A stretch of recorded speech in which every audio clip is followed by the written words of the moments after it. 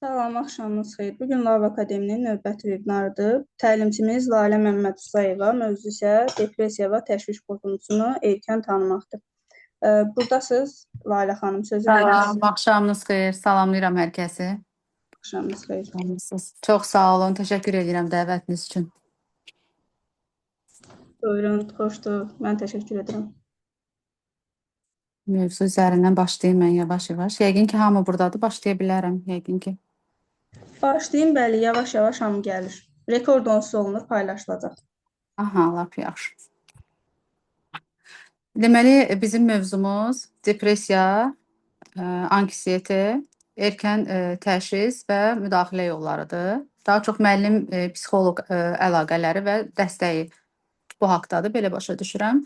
Əslində depressiya biz bildiyimiz qədər bəsit deyil. Belə deyək, günümüzün də aktual mövzusudur. Əsas da bu məktəbli yaşlarında, yeniyetmələrdə daha çox görünür. Çox təəssüf. Əvvəllər daha çox yetişkinlərdə görsənirdi. Daha çox belə deyək də uşaqlarda bir problem olanda ya depressiv hal görəndə valideynlər həmişə deyirdi ki, uşaqsan, səndə nə depressiya ola bilər? Bu ola bilməz, mümkün deyil.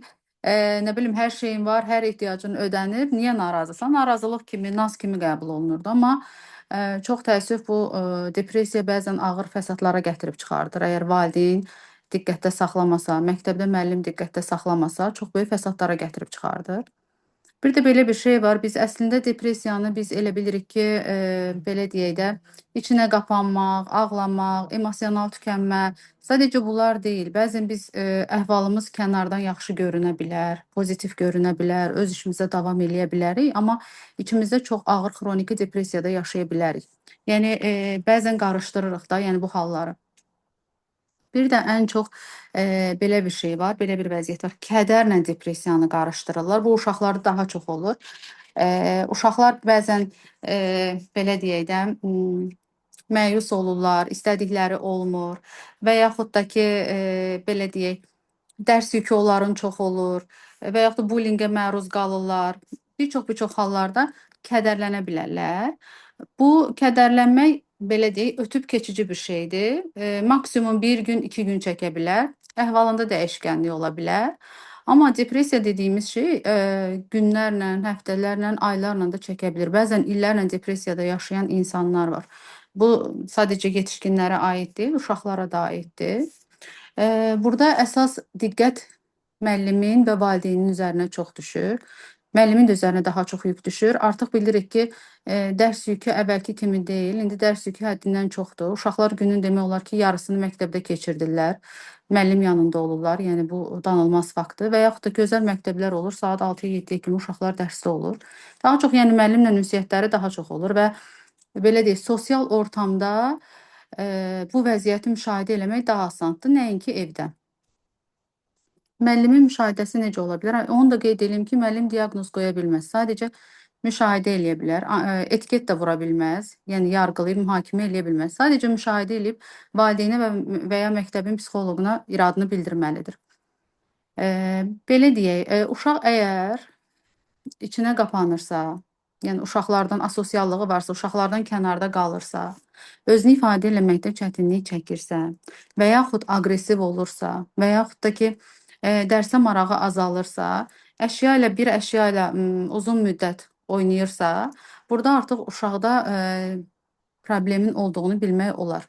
Çünki biz əvvəllər düşünürdük ki, depressiya dediyimiz his, yəni o simptom problem sadəcə belə deyək də, özünü belə kədərlə göstərə bilir. Yox, aqressiya ilə də özünü göstərə bilir. Sinif yoldaşlarını vura bilər, əşyalarını dağıda bilər və yaxud da ki, qışqıra bilər sinifdə anidən. Bunlar hamısı depressiv hallardır. Yəni sadəcə içinə qapandı, ağladı, kədərləndi. Yəni bu deyil.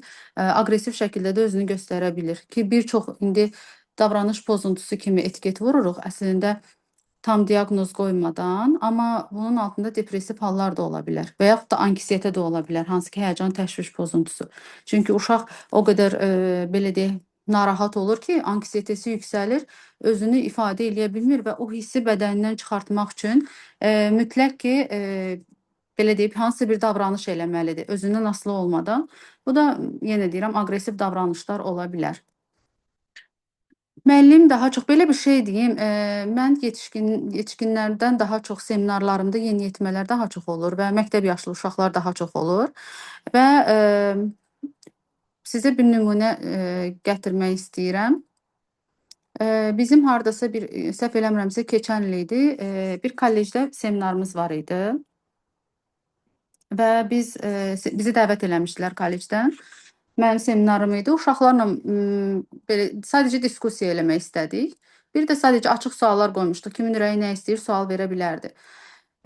Mən hardasa bir 20-25 dəqiqə danışdım. Baxdım ki, uşaqlarda qətiyyən bir hərəkətlənmə yoxdur. Sual vermək istəmirlər, qatılmaq istəmirlər, sadəcə dinləyirlər. Amma bədən dilini çox yaxşı bildiyimizə görə ki, bu bizim peşəmizdir. Hiss eləyirəm ki, nəsə demək istəyirlər, amma narahatdırlar, deyə bilmirlər. Və müdiriyyət də həmin seminarda oturmuşdu, zalda oturmuşdu, müəllimlər oturmuşdu, məktəbin psixoloqu, bir neçə də müəllimlərimiz var idi orada. Nəysə, uşaqlar bir neçə dəfə soruşdum, kimin sualı var, kimin sualı var. Heç kəs reaksiya vermədi və mən üzümü tutdum müdiriyyətə ki, xahiş edirəm, siz bəlkə deyəsiz ki, uşaqlara suallarını versinlər, çünki hiss eləyirəm ki, sual vermək istəyirlər. Və müdiriyyət dedi ki, uşaqlar verin suallarınızı. Və uşaqlar, tələbələr müdiriyyətdən icazə alandan sonra başladılar suallar verməyə. Yəni o vaxta qədər sual vermək istəmirdilər. Və bir uşaq ki, müəyyən suallar verdilər, hamısı cavablandırıldı. Suallar da sadəcə bilirsiniz necə, o qədər belə etik çərçivə, o qədər standartlaşdırılmış, konkret çərçivə var idi. Yəni uşaq özünü tam ifadə eləyə bilmir. Elə bilin ki, öncədən hazırlanmış suallar idi də bu şəkildə. Və mən dedim ki, uşaqlar bu sualları qoyaq. Dedim ki, uşaqlar bu sualları qoyaq, öz probleminizdən danışın, mövzunu qoyaq bir kənara, öz probleminizdən danışın. Əgər istəyirsinizsə. Uşağın, qızın biri qayıtdı ki, tələbənin, bəs mənə bullying olunur, digər sinifin uşaqları belə deyim, məni narahat eləyirlər, məni lağa qoyurlar.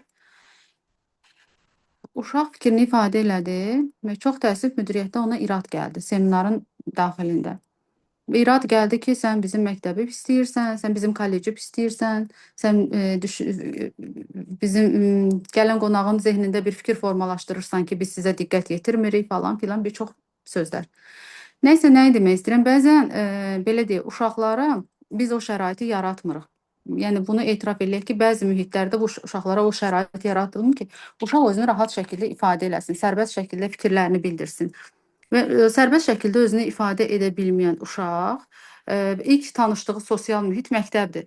O sosial mühitdə uşaq özünü ifadə edə bilmirsə, rahat ola bilmirsə, təbii ki, onun zehnində həmişə formalaşacaq ki, əgər mən toplum içində bu kiçik, onun üçün böyükdür, bizim üçün kiçik olan toplumda mən burada özümü ifadə edə bilmirəmsə, bütün sosial toplumlar o şəkildədir və uşaqlarda yaranır sosial anksiyete. Özünü 3 və daha artıq insanların içində narahat hiss eləyir. Ürək döyüntüsü başlayır, boğazda düyünlənmə başlayır, əli ayağı əsir, əl tərləməsi olur və qarın ağrısı başlayır ki, məktəbli yaşlı uşaqlarda qarın ağrısı çoxdur. Və çox təəssüf valideynlər də, müəllimlər də bəzən elə bilirlər ki, uşaq dəcəllik eləyir, uşaq kaprizlik eləyir, ona görə bu şəkildə yalandan deyir ki, qarnım ağrıyır və yaxud da ki, qaytarmaq istəyirəm və yaxud da ki, başım ağrıyır. Halbuki bunun altında çox dərin səbəblər var. Qorxu, həyəcan, təşviş, panik, narahatlıq, bunlar hamısı çox ciddi səbəblərdir. Bunlar vaxtında müşahidə olunmasa, vaxtında aradan qaldırılmasa, bu uşaqların yeniyetməliyi də çox ağır keçir. Və təməli qoyulan bu simptomlar onların yetişkinliyinə də təsir edir. Bir ömür təsəvvür eləyin ki, diqqətə nəzərə alınmır və bu bir ömür onunla bərabər davam eləyir. Və gələcəkdə bədənində fizioloji problemlər olur, əl əsmələr olur, bir çox xəstəliklərlə özünü göstərir ki, hansı ki, daxili xəstəliklərlə. Ona görə də müəllimin müşahidəsi çox vacibdir və müəllimin uşaqlara davranışı çox vacibdir. Eyni zamanda da valideynin. Bəzən terapiyaya gələndə belə deyək, valideyn uşağın əlindən tutur, terapiyaya gətirir. Ki psixoloqdan xahiş eləyir ki, uşağı elə elə ki, mənim istədiyim kimi olsun, sözə qulaq asan olsun, məktəbdə dərslərini dinləsin, müəllimin dediyindən oturub dursun. Uşaq çox aqressivdir, sözümüzə baxmır, dırnaqarası tərbiyəsizdir və s. və ilə axır. Bəzən psixoloqlar uşağı götürür. Amma mən həmişə valideynlə, təbii ki, biz valideynlə öncə danışırıq. Mən həmişə valideyndən istədiyim odur ki, tamam, mən uşağı terapiya eləyəcəm. Uşaq tam belə deyək, sağlam psixoloji duruma gələcək. Həyat keyfiyyəti yüksələcək. Amma onun getdiyi ev o sağlam mühitə uyğun deyil axı. O uşaq müəyyən bir travma alıb gəlib. Travma dediyimizdə onu da vurğulayım. Travma dediyimiz belə qəzalar, ölüm, nə bilim, hər hansı böyük bir şeylər deyil. Ən xırda söz belə uşağa diqqət yetirməmək, qiymətləndirilməmək, yetərincə sevgi göstərməmək belə travma sayılır. Yəni sağalmış uşaq yenə travmatik o ailəyə gedir. Yenə o valideynlərlə üz-üzə qalır və belə deyək də gəlir terapiyada gördüyü mühit başqa, evə gedir, evdəki mühit başqa və uşaqda daha da aşağı düşməyə başlayır. Əgər birlə gəlmişdisə terapiyaya, evdəki mühit, evdəki belə deyək, o problemlər həll olunmayanda təsəvvür eləyin, birdən düşür 0-a və yaxud da ki, -1-ə. Nə qədər gerilənmə olur və uşaq daha da belə deyək, cəmiyyətlə uyğunlaşa bilmir, ailə ilə uyğunlaşa bilmir. Ondan sonra da problem yaranır. Hətta gəlirlər psixoloqa ki, siz mənim övladımı daha da pis elədiniz. Ona görə terapiya müraciət eləyən valideyn bilməlidir ki, öncə öz psixoloji durumunu düzəltməlidir, öz düşüncələrini düzəltməlidir, özü o cəmiyyətə uyğunlaşmalıdır ki, onun yetişdirdiyi övlad da onun kimi cəmiyyətə uyğunlaşsın, özünü aparmağı bacarsın. Özünü aparmaq deyəndə sərbəst şəkildə, rahat şəkildə, özünü komfortlu hiss eləsin, güvəndə hiss eləsin, ailəsinin yanında və cəmiyyətdə, eyni zamanda da məktəbdə. Ona görə bunlar hamısı balanslaşdırılmış bir şeydir. Və belə deyim, məktəblərdə tamam biz hamımız müəyyən bir etapların belə deyək də insanlarıyıq, yaş qrupunun insanlarıyıq. Hər birimizin də təhsil aldığımız dövrlər tamamilə fərqli olub, tələblər də tamamilə fərqli olub. Məktəb dediyimiz şey sadəcə dərsdən ibarət deyil. Məsələn, əvvəllər tərbiyə ocağı deyirlər. Əslində tərbiyə ocağında uşağa verilən nə olmalıdır? Komfort, güvən, sevgi, qayğı, hörmət, dəyər. Təsəvvür eləyin, dəyəri bilməyən uşaq, sevgini bilməyən, qayğı görməyən, hörmət olunmayan uşaqdan cəmiyyət necə bir nə tələb eləyə bilər ki, digər insanlara da hörmət eləsin, digər insanlara sevgi göstərsin, digər insanlara qayğı göstərsin. Tərbiyə dediyimiz şey əslində bunlardır. Yəni təməl düzgün qurulanda bu problemlərin heç biri olmur. Özünü sevən, özünə dəyər verən, özünü qiymətləndirən, özünə qayğı ilə, ən əsası özünə hörmətlə yanaşan insanın psixoloji durumu, həyat keyfiyyəti çox da sağlam olur. Yəni heç kəsdən asılı olmur, narahat olmur, həyəcan təşviş pozuntusu olmur. Anksiyete dediyimiz şey zaten həyəcan təşviş pozuntusudur. Və bunun müalicə olunmayanda, düzgün terapiyalar aparmayanda daha ağır vəziyyətə gəlir və panik ataklar başlayır. Hansı ki, bu dəqiqə demək olar ki, 70% insanda panik atak var və xəstəxana gəzirlər, həkimlərə müraciət eləyirlər, səbəbi bilinməyən narahatlıqlar. Çoxsu təyyarəyə minə bilmir, çoxsu liftə minə bilmir, çoxsu yuxarı mərtəbəyə qalxa bilmir, tək qala bilmir. Yəni o qədər həyat keyfiyyətləri düşür ki, təsəvvür eləyin, qorxu ilə yaşayır da, hər an yəni öləcək, hər an başına bir hadisə gələcəkmiş kimi. Belə. Çox istəyərdim suallar verəsiz, əgər uyğundursa sizə də suallar üzərindən davam edeyim. Biraz deyəsən tez-tez danışdım. Salam. Salam, buyurun. Sizə belə bir sual vermək istirdim. Bəzən bu depressiya halları yaşayırıq biz. Bəzən o hallarda məsələn nəfəs çatışmamazlığı kimilər başlayır bizdə, məsələn əsmələr falan. Bu olanda biz nə etməliyik ki, daha sakitləşək, yəni panik atağa doğru getməsin, yəni sakitləşək falan.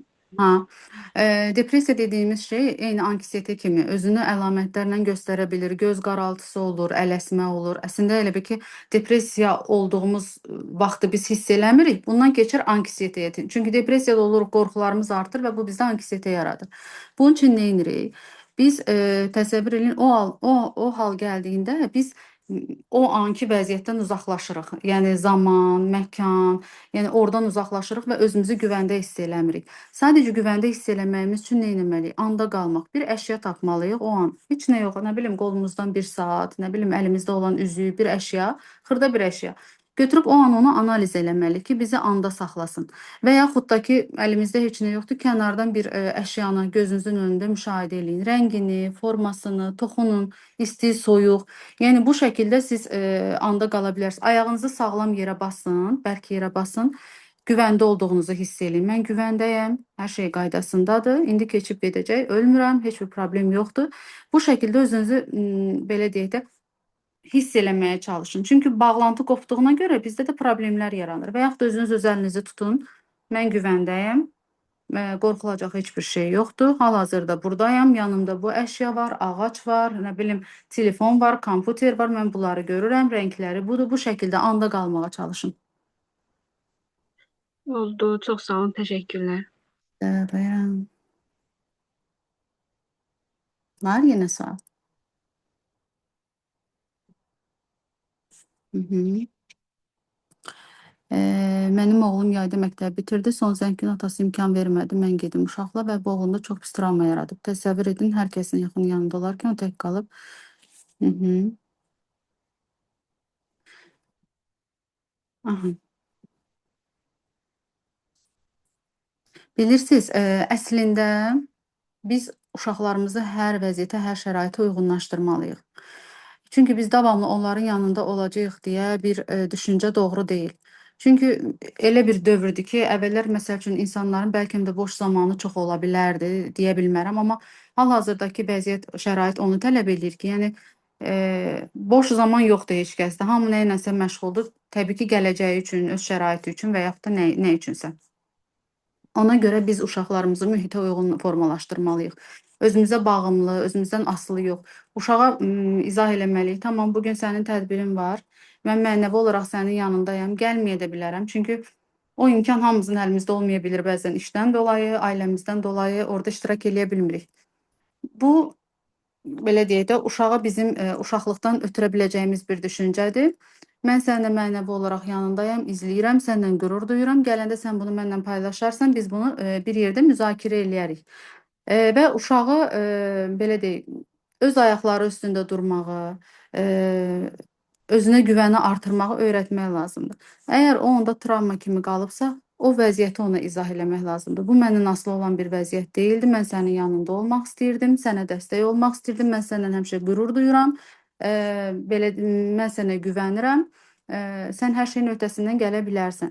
Bu şəkildə uşağa bunu yeritmək lazımdır. Nəinki atam məni qoymadı, gələ bilmədim və yaxud da ki, yəni o bilirsiniz necə səbəbləri gətirdikcə o uşağın gözündə o səbəblər böyüyür və hər addımı onun üçün çətin gəlir də. Çünki hər addım atmaq istəyəndə onun qarşısına zehnində müəyyən bir səbəblər gəlir. Amma məsələn biz ona izah eləsək ki, tamam mən bu gün gəlmədim, ola bilər, gələ də bilərəm, gəlməyə də bilərəm, amma mən sənin mənəvi olaraq yanındayam, səninlə qürur duyuram, sənin sevincini bölüşürəm, paylaşıram və növbəti də belə deyək də tədbirlərində iştirak etməyə çalışacağam və yaxud da növbəti uğurlarında yanında olmağa çalışacağam. Salam təlim.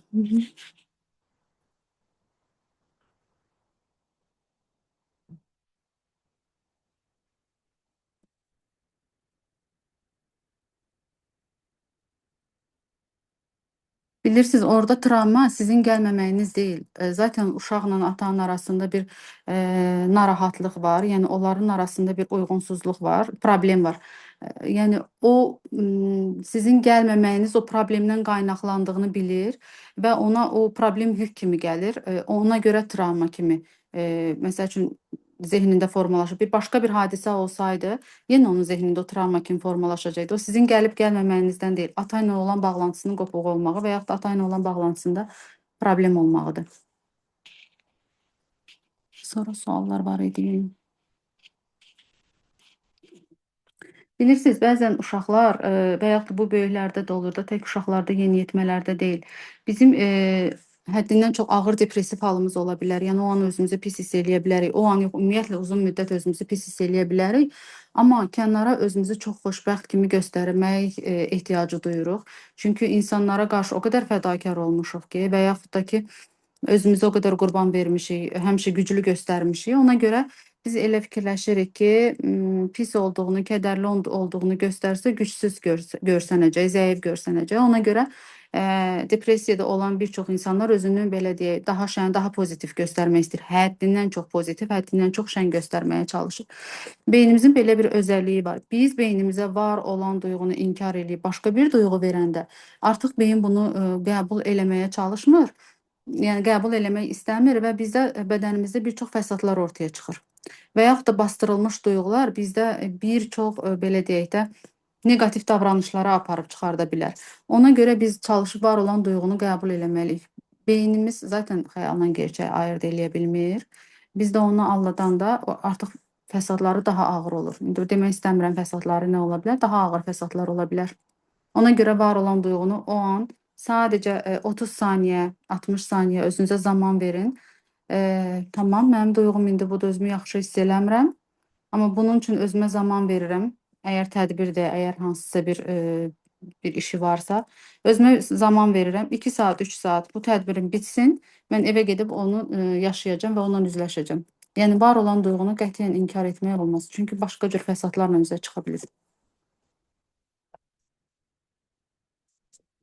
Var sual? Bir dənə də sual versəm olarmı sizə? Əlbəttə olar, buyurun. Nə istəyirsiniz soruşa bilərsiniz.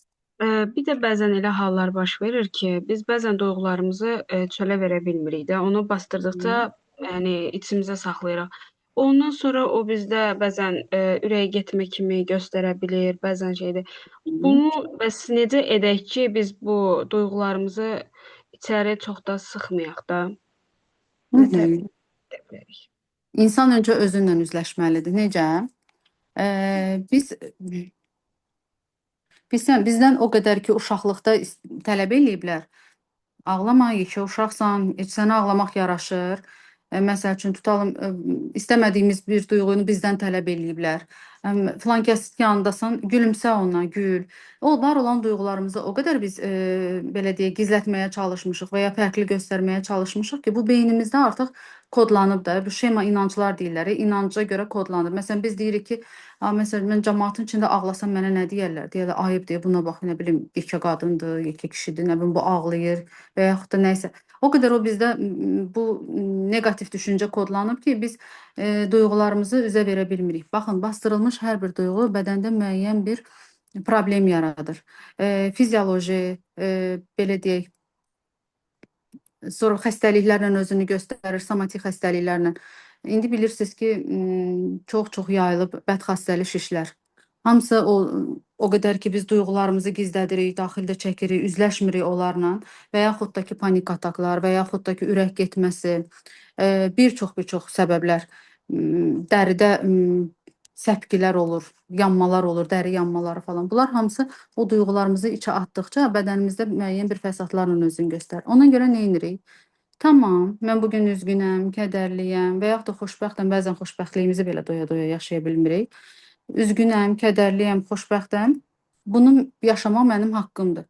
Çünki bilirsiniz, davamlı xoşbəxt olacam deyə bir hiss yoxdur və davamlı xoşbəxtlik deyə bir şey yoxdur. İnsan bütün duyğuları yaşamalıdır. Kədər, üzüntü, qorxu, anksiyete, narahatlıq bunların hamısını yaşamalıdır. Çünki bu bütün duyğular bizi həyatda saxlayan duyğulardır. Qorxu olmasa özümüzü müdafiə eləyə bilmərik. Anksiyetemiz olmasa belə deyək də biz səbri öyrənə bilmərik. Yəni gözləmə, səbr eləmə. Nə bilim, kədər olmasa biz xoşbəxtliyi öyrənə bilmərik. Ona görə hamısı bir-birinə bağlantılıdır. Çalışın bütün duyğularınızı heç kəsi önəmsəmədən doya-doya yaşayın. Elə var sual?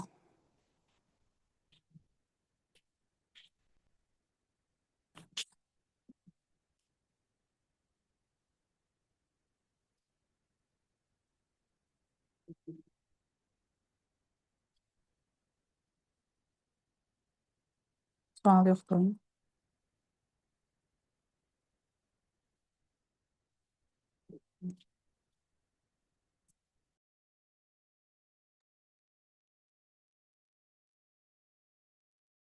Hı -hı. Yazılı suallarımız gəlib, onları oxuyun.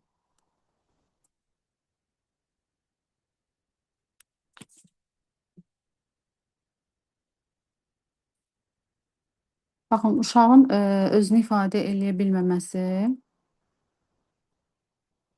və özünü ifadə eləyəndə ağlaması, e, bu da valideynlərdən qaynaqlanır.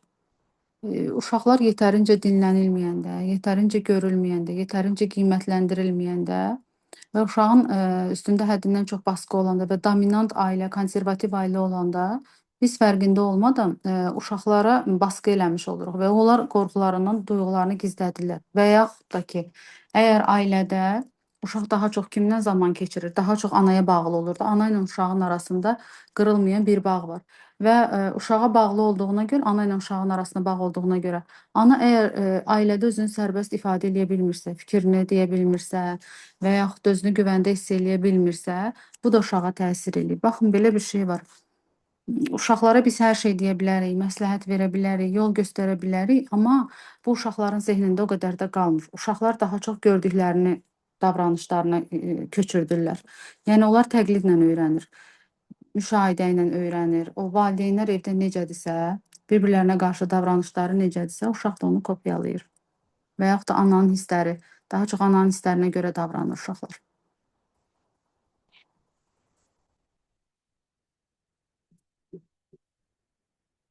Çox yaxşı olardı sualları səsli verərdiniz, əgər mümkündürsə.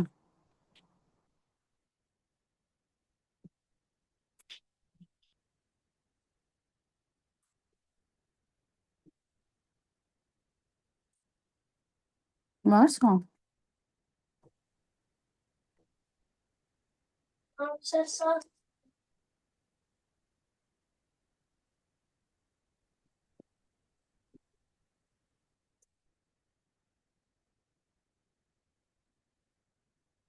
Depressiya o qədər bəsit bir şey deyil. Depressiya bir çox ağır fəsadlara gətirib çıxarda bilər.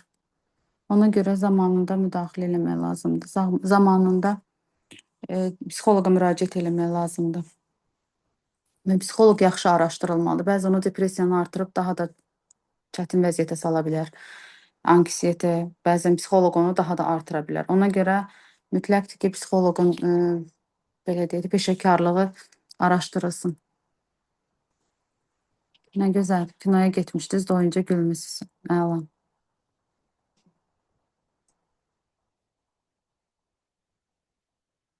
Olar, əlbəttə əlaqə saxlayarsınız mənimlə. Siz orada bir dənə ifadə elədiniz, digər psixoloqları araşdırmadan, məsələn, danışmaq lazımdır, araşdırmaq lazımdır. O dediyiniz anksiyetlər, məsələn, hansılar ola bilər ki, əgər Aha. Baxın, belə bir şey deyim. Bir psixoloqun çox yaxşı təhsili ola bilər. Akademik, belə deyək də, bacarıqları yüksək ola bilər, həddindən çox sertifikatı ola bilər, 4-5 universitet oxuya bilər, professor ola bilər. Buna eləyə bilər və bu çox asandır və çox mümkündür. Asandır niyə? Çünki belə deyək də, yəni artıq ikinci təhsil də var, artıq müəyyən xaricdə təhsillər də var, sertifikat almaq da asanlaşıb. Amma psixoloq daha çox güvən verməlidir, huzur verməlidir. Psixoloq səni həyəcan təşvişini artırmamalıdır. Psixoloq səndən empatiya qurma bacarığı olub, amma öz fikirlərini sənə yeritməməlidir. Sənin fikirlərinə müdaxilə etməməlidir, səni etiketləməməlidir. Sən tutalım ki, bugün qara paltarda getmisən, psixoloq sənə deməməlidir ki, sən niyə qara paltarda gəlmirsən, nə olub sənə? Və yaxud da ki, sən tutalım ki, indi yetişkinlərdə ailədə bir problem var və yaxud da ki, ayrılıb yoldaşından. Niyə ayrılmısan ki? Nə bilim, nə var idi ki orada? Gül kimi oğlan idi da. Nə bilim, nə belə-belə ifadələr ki, biz bunu çox eşitdiyimizə görə bunlardan sizə nümunə gətirirəm. Ona görə ən azından bir dəfə konsultasiyada olun. O psixoloq sizə güvən verirmi? Testlərin nəticələri necədir? O testi sizdən nəyi ölçür? O test peşəkar testdirmi? Və yaxud da ki, sizi özündən asılı vəziyyətə salırmı? Yəni bunlar çox-çox önəmli şeylərdir. Praktika başqa bir şeydir. Baxın, psixologiyada praktika başqa bir şeydir. Təhsil tamam başqa bir şeydir. Bəzən çox güclü təhsili olan psixoloqlar var ki, praktikaları zəifdir.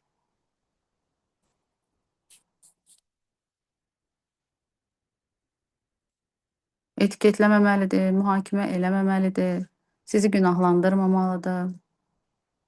Hə, illa ki psixoloqdan siz hər seans belə hüzurlu, rahat, hər şey əla, ideal formada çıxmayacaqsınız. Əsl terapiyada bəzən çox pis olacaqsınız, narahat olacaqsınız, ən belə psixoloji vəziyyətin ən dibinə düşəcəksiniz. Bir neçə gün özünüzü narahat hiss eləyə bilərsiniz. Çünki bu üzləşmədir. Terapiyada üzləşmə düzgün gedəndə insan belə deyək də ən dibi görür, ən dibdən qalxır yuxarı. Yox, terapiyada üzləşmə olmayanda səthi gedir və o problemlər həll olunmur. Sadəcə sənə yalançı motivasiya verir.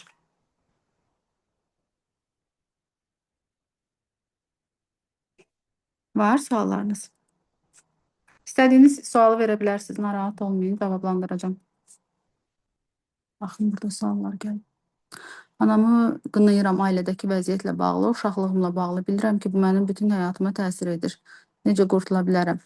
Baxın, biz qınadığımız şeyi mütləq ki yaşayırıq. Bu istər anamız olsun, atamız olsun, digər X insanlar olsun. Beyin inkarı qəbul eləmir. Bu karma deyilən bir şey deyil. Beyin inkarı qəbul eləmir və qınadığımız hər şeyi bizi eləməyə təşviq eləyir beynimiz. Ona görə qınamırıq. Tamam, o vəziyyət, o şərait onu tələb edirdi. Onun xasiyyəti buydu, onun davranışları buydu. Bu o demək deyil ki, mən də onun kimi olmalıyam. Mən yetişkin insanam və yaxud da ağlı başında insanam, öz belə deyək, həyatda məqsədi gücü olan insanam. Bundan sonraki öz həyatımı özüm düzənə sala bilərəm, öz psixologiyamı toparlaya bilərəm, həyat keyfiyyətimi yüksəldə bilərəm. Davamlı zehninizə bu şəkildə belə deyək də təlqin eləyin. Uşağın dırnaq yeməyi bir çox belə deyək, bir çox problem ola bilər altında. Travma daha doğrusu ola bilər ki, o qədər də bəsit bir şey deyil. Bəzən uşaqlarda saç yolma, qaş yolma, dırnaq yemə, yəni bunların altında mütləq ki bir travma var, onu araşdırmaq lazımdır.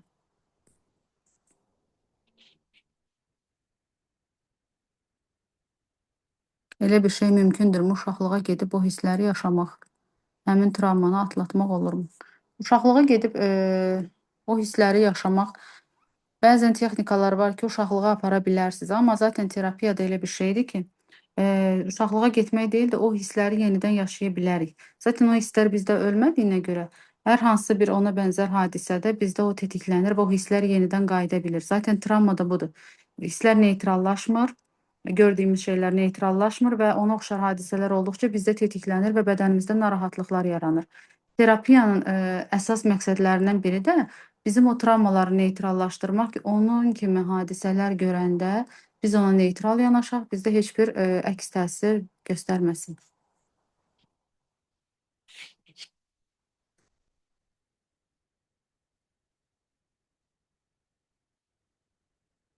Yox, genetik olmur. O atasında əgər varsa, atasında olan ya obsessiv kompulsiv pozuntu ola bilər, ya həyəcan təşviş pozuntusu ola bilər, ya panik ola bilər, ya da başqa simptomlar. O atanın narahatlığı keçib uşağa təlqinlə, davranışlarla və yaxud da ki, belə bir şey deyək. Tutalım ki, anada OKB varsa, obsessiv kompulsiv pozuntu, tez-tez əlini yuyursa, təmizlik takıntısı varsa, uşaq gələndə qapıdan girən kimi deyir ki, ayaqqabılarını filan yerdə soyun, paltarlarını orada çıxar, sumkanı orada qoy, keç əlini yu, 3 dəfə sabunla, təzədən başqa paltarlar, hər gün o paltarlar yuyulur, sumka spirtlənir falan filan. Bu kimi davranışları görən uşaq təbii ki, onda da o davranışlar olacaq. Və o əvvəl davranış kimi formalaşır, daha çox simptom, bu simptom kimi formalaşır, daha çox da psixoloji narahatlıqlar kimi kök salır orada. Ona görə valideynin hiss elədiyi duyğular çox önəmlidir.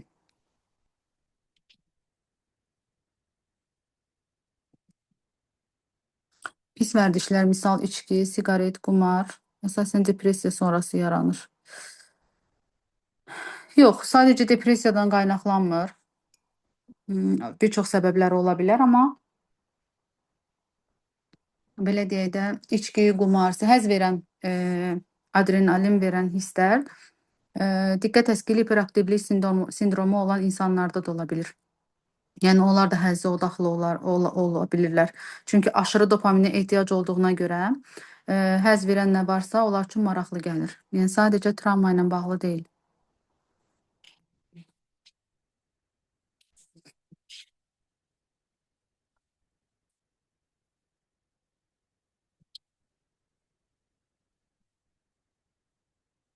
Baxsana var. Böyüklərin idarə etmə istəyini necə keçə bilərik? Bu vəziyyət necə idarə etmək olar? 25 yaşım var. Öz sərhədlərini çəkərək, artıq yetişkin olduğunu qəbul etdirərək, biraz o çətin olur. Daha çox mən də o pasientlərimdə görürəm, çox çətin olur o etabı keçmək, amma çox-çox bacaran insanlar var onu. Öz sərhədlərini çəkirlər, öz ayaqları üstündə dururlar. Yetişkin olduğunu onlara göstərirlər bir şəkildə. Siz öz gücünüzü təsdiq eləyəndə artıq hər kəs o belə deyək, gücə hörmət eləyir. Özünüzə dəyər verəndə artıq hər kəs sizə dəyər verir. Öz sevginizi ortaya qoyanda hər kəs sizi sevir. Amma həddindən çox fədakar olanda və yaxud da ki, m, o üzülməsin, bu narahat olmasın deyib aşırı fədakarlıq eləyəndə insanlar kim olur olsun bunu istifadə edir və idarə etməyə çalışır. Çünki dominantlıq onlara keçir. Həyatınızın dominantlığını öz əlinizə alın, çalışın.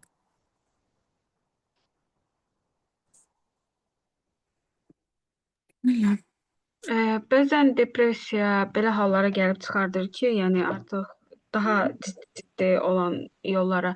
Bəziləri buna görə də elə bir psixoloq getmək istəməyənlər olur ya da onlara deyirlər psixoloq nə edə bilər ki sizə?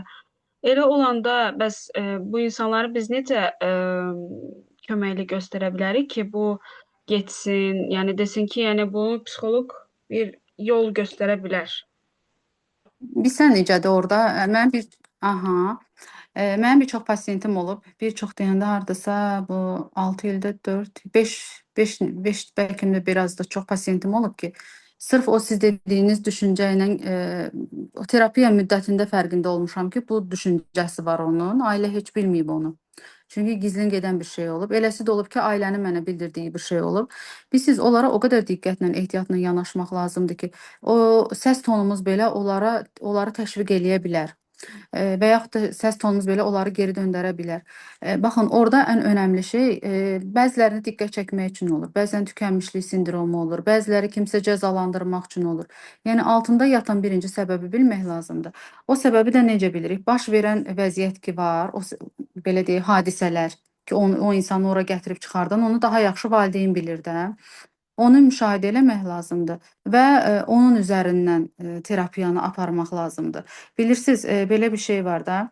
Məsəl üçün tutalım ki, o hərəkəti eləmək istəyən bir insana eləmə, yox falan filan, nə bilim yazıqsan, nə bilim o yan bu yan demirəm də bir çox şeyləri burada açıq şəkildə.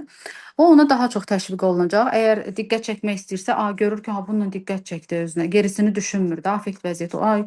Bununla diqqət çəkdiyini düşünür və onu təşviq eləyir. Biz terapiyada nə edirik ona? Biz terapiyada deyirik ki, hə, bunu eləmək istəyirsən, get elə, nə olacaq? Hansı yollarla eləyirsən? Tutalım deyir ki, nə bilim bu vasitələrlə. Tamam, bu vasitə ilə elə. Addım atdın, bunu aldın, bunu elədin, içdin, yedin. Sonra nə oldu? Hə, bu nəticəsi bu oldu. Sonra nə? Sonra nə? Bu şəkildə onu neytrallaşdırmaq lazımdır. O vəziyyətlə onu süni şəkildə üzləşdirəndə, süni deyəni düşüncə olaraq, süni şəkildə üzləşdirəndə artıq onda neytrallaşır və neytrallaşan bir şeyə artıq marağı qalmır. Valideynlər də bəzən etiketləyirlər, sən xəstəsən, nə bilim dəlisən, falansan, filansan bu şəkildə onları daha da o hissi artırır. Və yaxud da deyirlər ki, nəyin yoxdur, hər şeyin var, niyə belə hiss eləyirsən ki? Nə biz də o vəziyyəti yaşamışıq. Sən niyə belə gücsüzsən, niyə cəsarətsizsən? Özünü toparla, nə var burada? Hər şey düzələcək. Yəni bu şəkildə müraciət olmaz. O onlarda daha çox onu artırır. Tamamilə neytral davranmaq lazımdır. Hə, bəzən elə valideynlər də onu istifadə Aynen. necə deyim ki, sizə biri psixoloqa mı gedir ya da nəyisə kömək ehtiyacı olaraq gedəndə dilərsən dəli doktoruna mı gedirsən deyə belə ifadələr də belə deyirlər. Ay Ona sağ görə. ol. Bir də belə bir şey var da. Tutalım ki, o uşaq həddindən çox baskı görüb ailədə və içində qorxuları var. Həddindən çox mükəmməlliyətçi ailədə yetişib və ailənin ondan tələbi çox yüksəkdir. Bu uşaq o tələbə cavab verməməkdən qorxduğuna görə bəzən də o davranışa gedir. Hə, birdən tutalım ki, universitetə girməsəm, birdən imtahandan keçməsəm, filan işdə uğur qazana bilməsəm, ailəm mənə nə deyəcək? Ailənin o baskısı, o psixoloji şiddətindən narahat olub çıxış yolunu orada görür. Ailə onun akademik bacarığını yox, həyatda olan bacarığını yox, ona dəyər verdiyini göstərməlidir. Yəni şərtli sevməməlidir. Sən bunu eləsən, mən səni sevəcəm, bunu alacam, onu alacam, universitetə gir, maşın alacam, telefon alacam. Bu şəkildə yox. Özün üçün oxuyursan, öz gələcəyin üçün oxuyursan, o sənin ixtiyarındadır. O uşağa o şəkildə izah eləməlidir ki, uğura özü can atsın. Özü düşünsün ki, ha, həyatım mənim əlimdədir. Mən özümə yaxşı belə deyək, keyfiyyətli həyat qurmaq üçün bu yolları, bu etapları keçməliyəm. Amma valideyn baskı eləyəndə uşaq düşünür ki, mənim davranışım daha dəyərlidir, nəinki mən. Və özünü o qədər dəyərsiz, yetərsiz, gücsüz hiss eləyir ki, çıxış yolunu sadəcə onda bilir, bitirməklə. Başa düşdüm. Çox sağ olun. Təşəkkürlər. Başda, buyurun.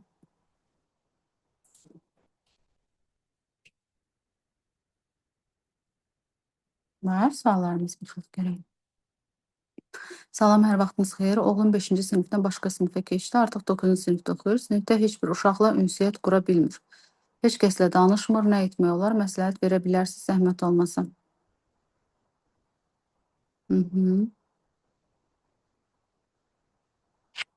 Bu uşağın əslində bir növ etirazı da ola bilər sizə və yaxud da ki, uyğunlaşmamağı da ola bilər. Bir də oradan çıxma səbəbini bilmək lazımdır. Əgər zaten içinə qapanıq uşaqdırsa və zaten o mühitə güclə alışıbsa, başqa bir mühitə keçmək onun üçün daha çətindir. Biz fikirləşirik 9-cu sinifdir, böyükdür, amma yaşının ən kritik vəziyyətidir. Yəni yeniyetməlik yaş dövründədir. Duyğularının da pik nöqtəsindədir. Düşüncələri tamamilə fərqlidir. Ona görə onun üçün uyğunlaşma da çətin ola bilər. Aldığı travma da çətin ola bilər.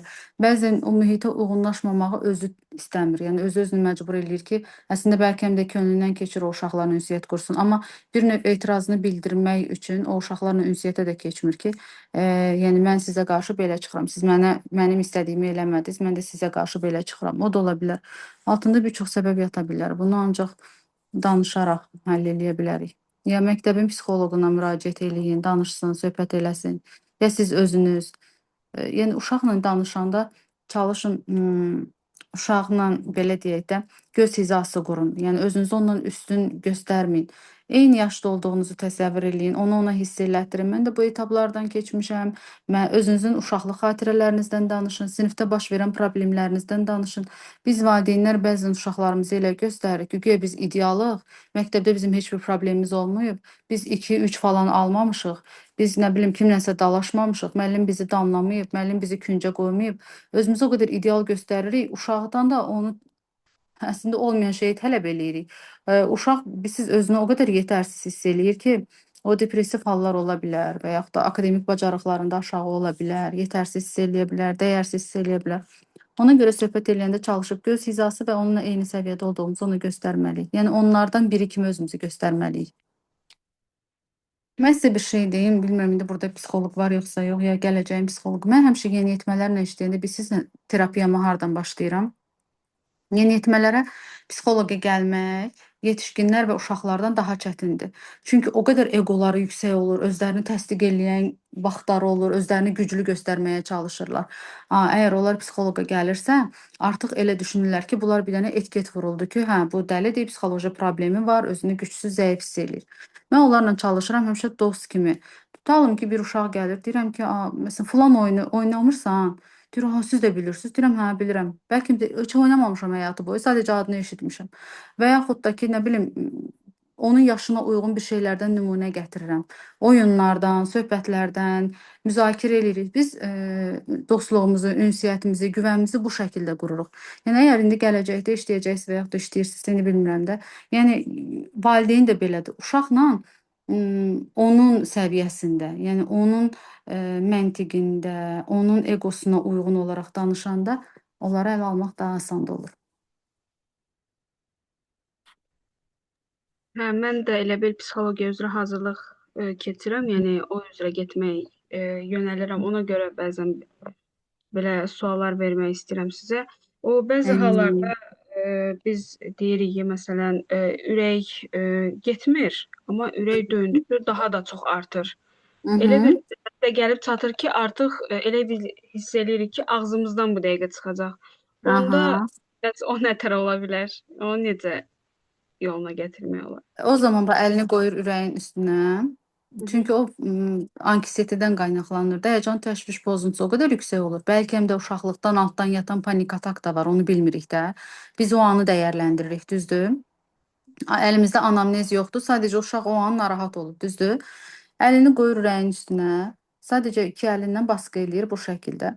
Mən güvəndəyəm. Dərin nəfəs alır, diafraqma nəfəsi. Dərin nəfəs aldıqdan sonra 4 dəfə əlini qoyur bu şəkildə. Mən güvəndəyəm. Mən hal-hazırda burdayam. Məni narahat edəcək, qorxudacaq olayların, insanların heç biri hal-hazırda burada yoxdur. O çox vaxt əvvəlcədən kodlanmış bir şey olur da, şiddət görən uşaqlarda, anidən qorxudulan uşaqlarda və yaxud da ki, güclə yemək yedizdirilən uşaqlarda da o çox olur. Yəni ona görə biz onun alt səbəbini bilmirik o an. Sadəcə o vəziyyətdən çıxarda bilərik. O depressiyadır, anksiyetədir, depressiv o narahatlıqlarda simptomlar və yaxud da ki, panik atakda ən etibarlı müdaxilə o anlıq. Güvəndə hiss elətdirmək, ayağını yerə basmaq, əlindən tutub yanında olduğunu hiss elətdirmək. Yəni onların bədənlə zehnin əlaqəsi kəsilir. Özlərini güvəndə hiss eləmirlər. Bədənini hiss elətdirmək lazımdır onlara. Amma bəzən elə hal olur ki, bunları etsə belə sakitləşə bilmir. Yox, o Artıq sakitləşmə bədən sönür. O nədən bəs olur? o sakitləşmə biz əlindən tutduq və ya sıraz ayağını yerə basan kimi olmur. Biz Hı bunu hı. ona vərdiş şəklində eləməliyik. Baxın, keçən dəfə 2 ay bundan qabaq olardı. Mən bir kafedə idim. Oturmuşduq dostlarımızla. Ailə oturub kənarda. Bir xanımın hardasa olardı 20-21 yaşı qızın. Bir baxdıq ki, masada nəsə aləm qarışdı bir-birinə, səs, küy, nə bilim belə də hamı yığıldı ora. Uşaqda qızda panik atak tutdu. Sən demə bu əvvəldə xroniki olubmuş bunda bir neçə dəfələrin. Mən müdaxilə elədim. Sadəcə əlindən tutdum. Tamam, dizindən tutdum və yavaş-yavaş ayağını bastım yerə. Çünki hiss eləyirsiniz panik atakda ayağın ucu, daban qalxır, ayağın ucu qalır yerdə. Bəli, bəli. Yavaş-yavaş ayağını dizindən bastım. Yavaş-yavaş onun ayağını yerə basmağı, qulağına da sözlərimi deyirəm. Güvəndəsən, narahat olma, yanında bir çox insan var, mən də həkiməm, psixoloqam, sənə kömək eləyəcəm. Bu şəkildə. Psixoloqdan daha çox həkimə güvənirlər. O an deyirsən ki, mən həkiməm. Çünki psixoloji durum olduğunu anlamır o an. Sadəcə Hı hı. öləcəyini düşünür. Başa düşdünüz necə? Ona ilk yardım həkim edəcəyini düşünürlər. Mən də həkiməm, narahat olma, sənə kömək eləmək üçün burdayam. Yavaş-yavaş ayağını bas, əlimdən sıx falan filan. Bu şəkildə onu o məkana uyğunlaşdırmaq lazımdır. Var olduğunu hiss elətdirmək lazımdır. O da hardasa bir 7 dəqiqə, 10 dəqiqə çəkir. Yəni bu birdən-birə olan bir şey deyil. Anladım. Və məsələn bir dənə də sual verim sizə. Tutalım ki, artıq bir insandır da, artıq psixoloqla artıq seans görmək istəyir. İnsan neçə seansdan sonra daha yaxşı ola bilər ya da O necə? mümkün deyil. Onu demək mümkün deyil. O ancaq mən heç vaxt demirəm ki, 3 seansa, 5 seansa. Hə, ola bilər həyat keyfiyyətini yüksəltmək üçün sadəcə heç bir problem yoxdursa, hə. Və yaxud da ki, uzun müddətli mənim pasiyentim olub, uzun müddətdən sonra gəlibsə artıq mən ona bələdəm. Deyirəm ki, seans gəlsə məsəl üçün də yetərlidir. Bu şərti olaraq deyirəm. Amma mən test etməmiş heç bir pasiyentə deyə bilmərəm 3 seans, 5 seans, nə bilim belə gəl. Yəni deməyim odur ki, məsələn 15 seans gəldi, özünü rahat hiss eləmir, yenə davam elətdirmək istəyir. Yəni bu etmək mümkündür yoxsa necə? Ola bilər, ola bilər. O qədər olur ki, elə hallar. Şəxsiyyət pozuntularında illərlə gedir. Məsələn, deyirsən ki, tutalım ki, hansısa bir kimisə yanında deyirsən ki, filan simptom 3 il müalicəsi var, 2 il. Yox, nə danışırsan? 1 ildə bu adam seansa gələr. Narsistdir, borderline'dır, ikili şəxsiyyət pozuntusudur. Bunlarda 6 ilə qədər terapiya çəkə bilər. Ola bilər. Təşəkkürlər. Ümumiyyətlə terapiya, psixologiya bilirsiniz necədir? Psixologiya çərçivəni sevmir. Psixologiya elastikliyi sevir. Ona görə qətiyyən konkret müddət vaxt qoymayın. Anladım. Başdı. Var suallarımız baxaq.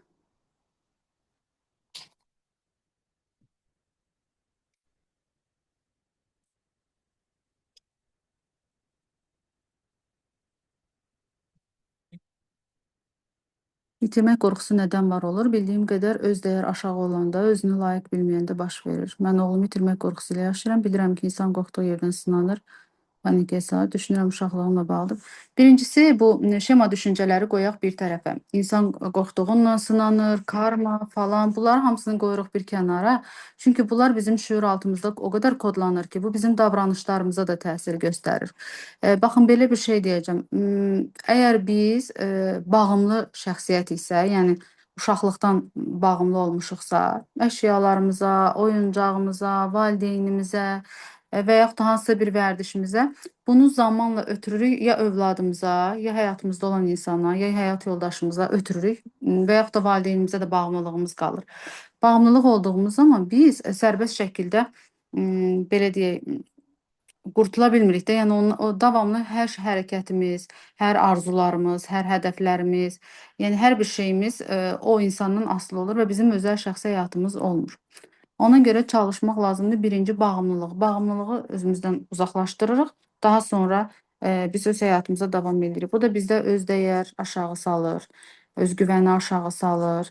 Həddindən çox fədakar oluruq, altruizm. Bəzən aqressiv oluruq, onun həyatına da müdaxilə edirik. Əslində o bağımlı olduğumuz insanın həyatını da məhv eləmiş oluruq özümüzlə bərabər. Ona görə biraz aşırı fədakarlıqdan uzaq qalırıq. Özümüz birinci tək yaşamağı, tək qalmağı öyrənirik. Daha sonra digər insanı rahat buraxırıq. Ümumiyyətlə bağımlı hər şey ola bilər.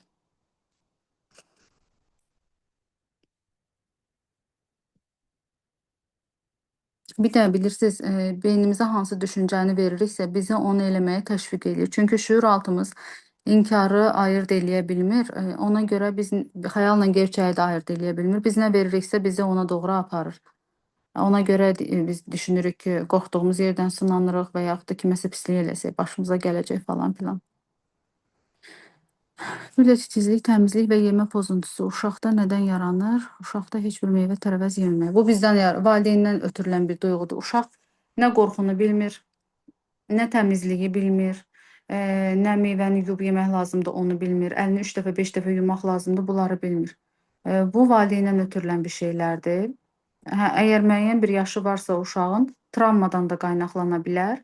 Yox, əgər kiçik, az yaşlı uşaqdırsa, valideynindən də keçə bilər. Və yaxud da ki, ananın hamiləlik dövrü yaşadığı travmadan da ola bilər. Çünki sinir sistemi qurulanda ana nə yaşayırsa, limbik sistemdə o kodlanır. Və ona görə də uşaqların davranışına təsir eləyə bilər. Mən sizə bir şey deyim. Uşaqlar nə qədər erkən yaşda terapiya alsalar, 1-0 digər uşaqlardan daha öndə olurlar. Hələ valideynlər alsalar, o uşaqların həyat keyfiyyəti super olur. Ona görə çalışıb valideynlər terapiya almalıdır. Əgər sağlam övlad istəyirlərsə, psixoloji durumu yerində olan. Mənim sevimli qaynım qəfil rəhmətə getdi. Bəlkə də ondan travma qalıb məndə. Ölümlə ilk onda tanış oldum. Bəlkə də həmin hissləri düzgün yaşaya bilmədiyim üçün məndə belə qalıb. Hansı idi? Ola bilər itirmə qorxusu ondan yaranıb. Ona görə bilmirik. Görürsünüz, hər şey ola bilər. Onun üçün anamnez almaq lazımdır. Altda yatan səbəbləri öyrənmək lazımdır ki, düzgün fikir yürüdə bilək. Və Belə bir şey vurğulamaq istədim. Burada yazıldı, itirmə qorxusu. Belə bir şey deyim. Mənim bibimdə elə bil ki, anası, atası və qardaşı rəhmətə getdikdən sonra onun bütün psixologiyası pozuldu və indi qorxur ki, özü rəhmətə gedəcək və uşaqları elə bil yetim qalacaq da, belə deyim. Və biz bunu necə belə bir şey edə bilərik ki, bu fikirdən, bu düşüncədən getsin. Psixoloqa da getmək istəmir, evdən çıxmır. Ancaq oturur evdə, düşünür və o fikirdən, ölüm qorxusundan, yəni ayrıla bilmir. Psixoloqu gətirin evə. Siz necədir? Belə bir şey var. Sizin dediyiniz onun zehnində heç bir yeni məlumat formalaşdırmayacaq. Yəni sizin dediyiniz ona sadəcə ailə üzvlərinin dediyi kimi. Necə məsələn psixoloqlarda belə bir qayda qanun var. İndi bilmirəm psixoloqlar o qayda qanunla işləyir yoxsa yox. Yalan deyərəm, ona bələd deyiləm. Amma məsəl üçün bizə öyrədilən ki, xarici təlim aldığımız təlimlərdən qətiyyən biz yaxınımız, tanıdığımız və ailə üzvlərimizi terapiyaya almırıq. Çünki onlarda heç bir effekt olmur bizi tanıdıqlarına görə və bizim dediyimiz sözə onların zehni etibar eləmir. Necə ailə üzvlərimizlə biz oturub danışırıqsa, ona onun kimi gəlir. Yəni heç bir təsir ötürmür. Ona görə çalışın siz psixoloqu gətirin evə. Bir də onun şüur altına yeritmək lazımdır ki, insanların zehnində ölüm o qədər belə böyük belə deyək də, yəni bitmiş, getmiş, bitdi, həyat dayandı. Yəni o qədər qorxulu bir şeyə çeviriblər ki, ölümü də. Ona görə onu normallaşdıra bilmirlər. Əslində ona bilirsiniz, ümumiyyətlə həyatda hər şeyi normallaşdırmaq lazımdır. İnsan necə ölürsə, doğulursa o şəkildə də ölür. Məsəl üçün tutalım ki, bu su necə var olubsa bitə də bilər. Nə bilim, telefonumuzun necə zaryadka qoyuruq dolur, bitə də bilər. Yəni hər başlanğıcın bir sonu mütləq var da. Yəni bunu biz şüuraltımıza yeritsək və pasientlərimizə, nə bilim, yaxınlarımıza bunu aşılaya bilsək, yəni onlar onu normal qəbul edəcək. Ölümü siz o qədər belə deyək də cənnət, cəhənnəm, ölüm, nə bilim, bitdi hər şey, tükəndi, tək qalmaq. O qədər qorxulu bir vəziyyətə gətiriblər ki, insanlarda bu cür hallar olmağı normaldır. Amma siz ona çalışın, psixoloqu siz gətirin və yaxud da onlayn seansa qoşun. Aha, tamam. Yəni çünki artıq elə bir vəziyyətə gəlib, o qədər dil tökmüşük ki, gedin, get, amma xeyir yoxdur. Artıq Belə sinir bitmiş vəziyyətdədir. Belə bir şey var da, bəzi insanlar da var ki, var olan neqativ durumdan bəslənirlər, qidalanırlar. Çünki var olan neqativ duyğu onları diqqətdə saxlayır. Pasiv isterik deyirlər də. Yəni siz necə? Tutalım ki, bu insan ümumiyyətlə həyatı boyu görülməyib, həyatı boyu diqqətdə olmayıb, vitrində olmayıb, o qədər istədiyi dəyəri almayıb, düzdür? Və bu insanın əlində tutalım ki, bu problemi var da, ölüm qorxusu, itirmə qorxusu və yaxud da nə isə. Bu problemi var, düzdür? Və bu problemə görə insanların birdən-birə marağı, diqqəti o qadının üstünə yönəlir. Bilmirəm ha, onda səbəb nədir? Yəni mən ehtimalları deyirəm. Birdən-birə diqqətlər onun üstünə yönəlir. Bunun artıq olur insanları həyatında saxlamaq üçün, ətrafında cəmləmək üçün vasitə. Və o vasitəni əlindən buraxmaq istəmirlər. Bəzən insanlar o toksik vəziyyətdən qidalanır. Yəni onu bilmək üçün ancaq terapiya. Anladım. Buyurun.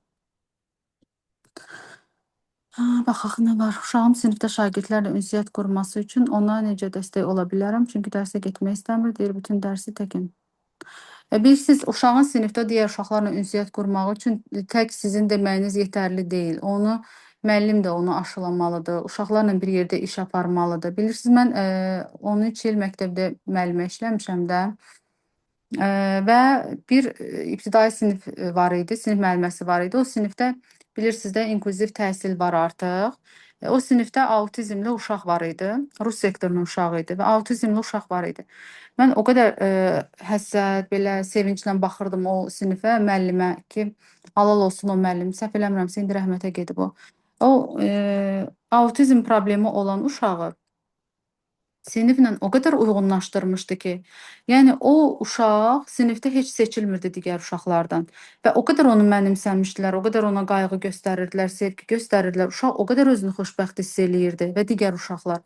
Yəni sadəcə yəni o yəni o müəllim alqışlanmalıdır da. Yəni ona görə sadəcə valideynin asılı deyil, müəllimin də çox böyük rolu var ki, o uşaqları bu vəziyyətini anlasın, sinifə adaptasiya eləsin. Yəni onlara dəstək olmaq çox vacibdir.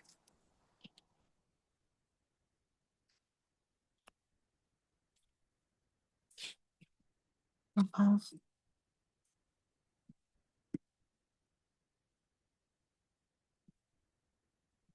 Övladlarım tam sərbəst böyüyüblər, çox rahat yaşayırlar, ailə tələbədirlər. Yəni o məsələ deyil. Hansı idi? Sual nə idi?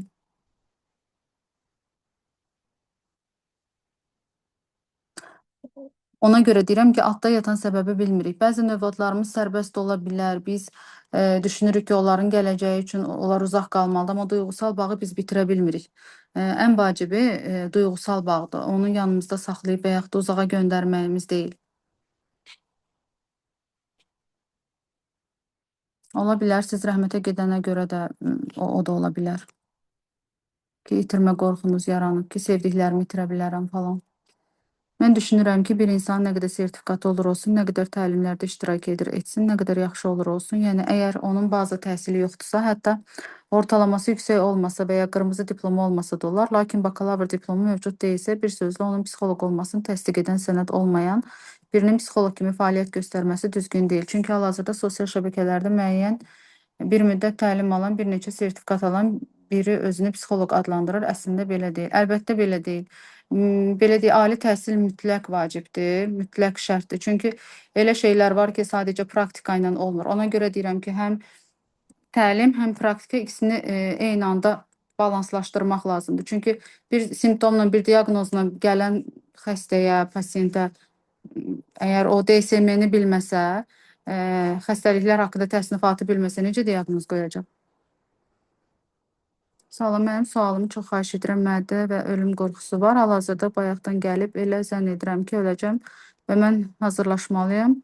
Və bu hər gün belə olur. Məndə bir müddət gedir və yenidən gəlir. Mən necə edim? Əgər bu hər gün olursa, uzun müddətli olursa, sizdə artıq xroniki panik atak var. Ona görə siz mütləq ki, belə evdə oturub gözləməyin də onu. Mütləq ki, bir terapistə müraciət edin. Çünki bu vəziyyət çox artıq kritik bir vəziyyətdir də, yəni sizdə artıq xroniki bir dövrə keçir. Bilirsiniz, mən buradan diaqnoz qoya bilmərəm də. Sadəcə belə deyək, nümunələr gətirə bilərəm və yaxud da ehtimallar üzərindən danışa bilərəm. Heç bir psixoloq pasiyentini görmədən ona diaqnoz qoya bilməz və müalicə apara bilməz. Bu nə doğru deyil, nə etik deyil, nə də mümkün deyil. Salam, mən bilmək istərdim ki, dayandığım yerdə səbəbsiz ağlamaq tutur, mən özümü sakitləşdirə bilmirəm. Səbəbi ola bilər ki, həddindən çox yükləmisiniz özünüzü, həddindən çox yorğunsuz, tükənmişlik halı yaşayırsınız və yaxud da həddindən çox duyğularınızı o qədər bastırmısınız, artıq belə deyək də bədən reaksiya verir və özünü boşaltmaq istəyir, rahatlamaq istəyir, ola bilər. Ya özünüzü sərbəst buraxın, nə qədər ağlamaq istəyirsiniz, ağlayın.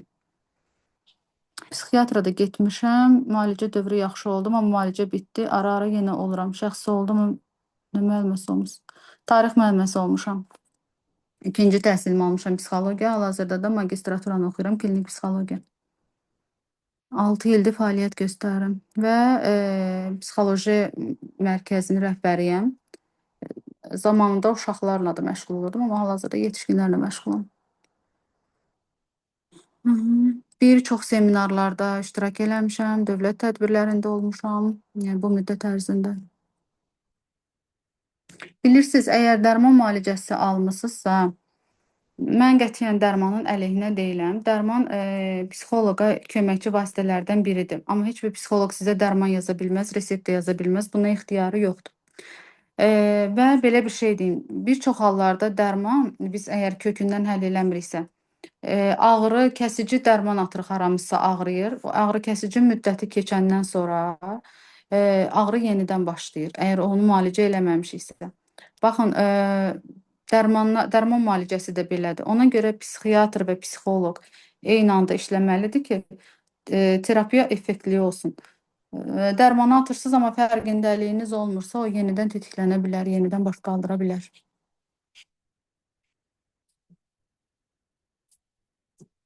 Müalicəsi varmı? Əlbəttə var, müalicəsi var.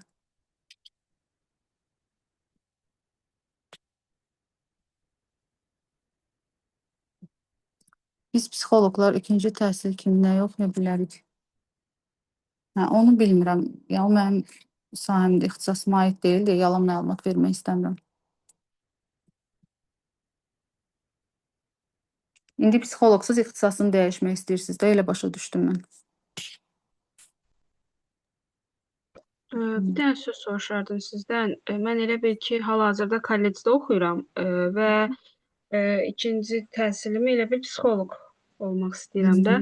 Onun üçün nə etməliyəm mən? Onu bilmək istəyirəm. Mən 4 il, 5 il bundan qabaq oxumuşam da, onun üçün müsabiqədən keçmək lazımdır. Amma indi bilmirəm şərtlər dəyişib yoxsa yox. İmtahan necədir, qaydalar necədir, müsahibə varmı yoxsa yox, onu yalan deyərəm sizə. Onu araşdırmaq lazımdır. Tamam, çox sağ olun. Siz də sağ olun. Əgər sualınız yoxdursa yekunlaşdıraq. Yoxdur, belə başa düşürəm. Çox sağ olun, təşəkkür edirəm. Lalə xanım da təşəkkür edirəm dəvəti üçün. Çox xoş oldu mənim üçün.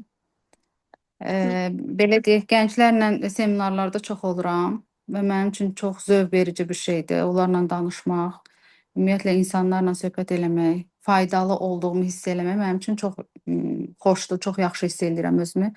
Ümid edirəm ki, sizə də hardasa az da olsa faydalı oldu. Olar, mən bir sual verim. Səs aça Buyurun. bilmədim bayaq. Buyurun, əlbəttə. Bayaq mən yazmışdım, yəni özüm haqqında ki, o ölüm qorxusu. Hı Onu hı. mən psixiatra müraciət elədim, müalicə aldım. Aha. Bir kurs müalicə. Müalicə dövrü, yəni yaxşı idim. Hı Yəni hı. gecələr rahat yatırdım, heç bir narahatçılığım yox idi. Hı.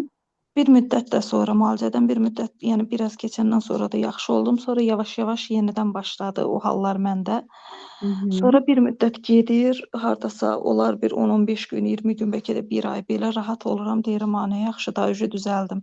Hı hı. Sonra görürəm ki, yox, yavaş-yavaş yenə gəlir o hal mənə. Hı hı. Son olar ki, 1-2 həftə falandır ki, yenə gəlibdi. Yəni Nə ki, baş verib? 1-2 həftə bundan qabaq hadisə baş verib nəsə? yox, dəyişik bir şeylər, yəni bir fərqli bir şey olmayıb. Belə Hı hı. dəyişik ki, də belə Aha.